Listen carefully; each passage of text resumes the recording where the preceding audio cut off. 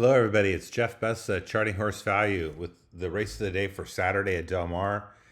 And we're looking at, I think it's the Pat O'Brien Stakes is the name of the race. And it's a 7 furlong dirt sprint. Um, it's an interesting race. And I'm going to talk to you about it and share some things.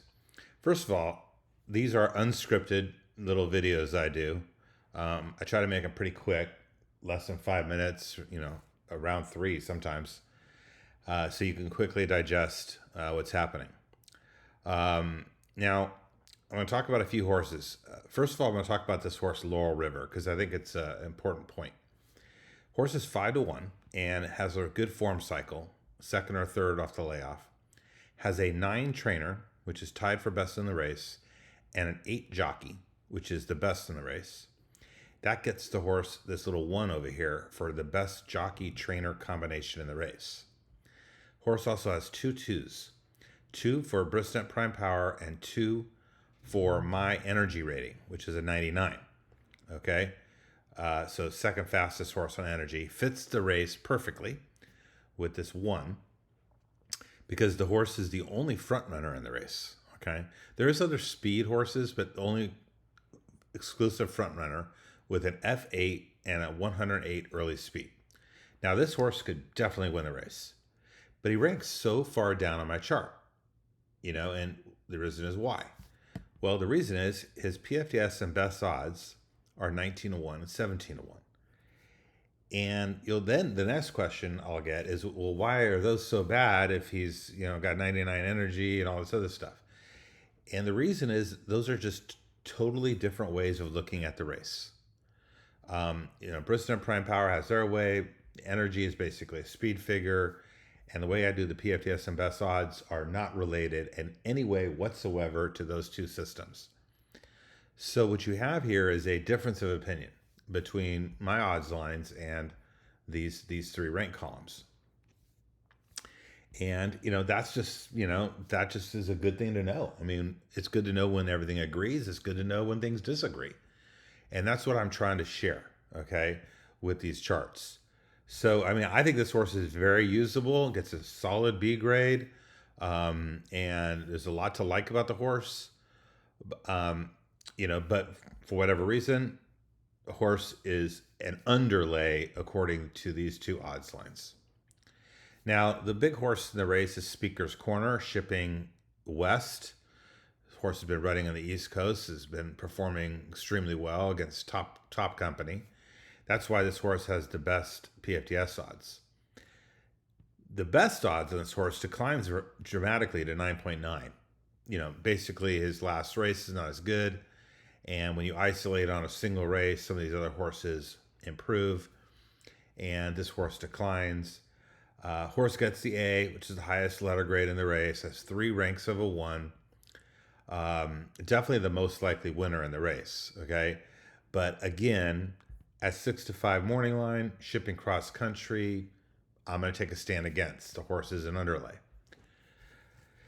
There's several other horses in here that have some ranks in the top 3, including Get Her Number, American Theorem, who just won a big race out there in California, makes some sense.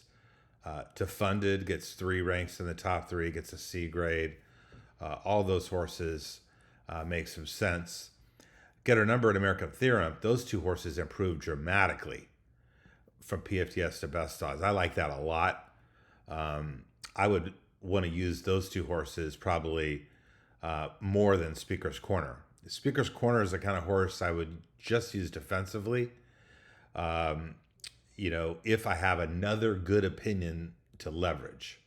So, for example, the best opinion in this race is CZ Rocket, who somehow is 15-1 morning line, has good form cycle working for it, is a closer, always a little concerned with closers in sprints. However, the 7 furlong sprints, sometimes closing is good. Has this really good 98-101 early speed to late speed. This horse can probably, this is a really nice bet to hit the exotics. But PFTS odds of 6.9 and best odds of 4.2 are both clear overlays relative to this 15-1 morning line. That's why it gets $14 of value, which is the most value in the race. has 3 ranks in the top 3, including a first for best odds. Gets the B plus grade. The plus goes to the best wager in the race. So the 1 is the strong opinion. So how do you leverage that? I'm just going to focus on this race. Of course, you could leverage the 1 in serial exotics, but in this race, the 1 is the key horse. I would bet the 1 to win, and then I wouldn't get cued underneath. But I could also play the 1 in second or the 1 in third.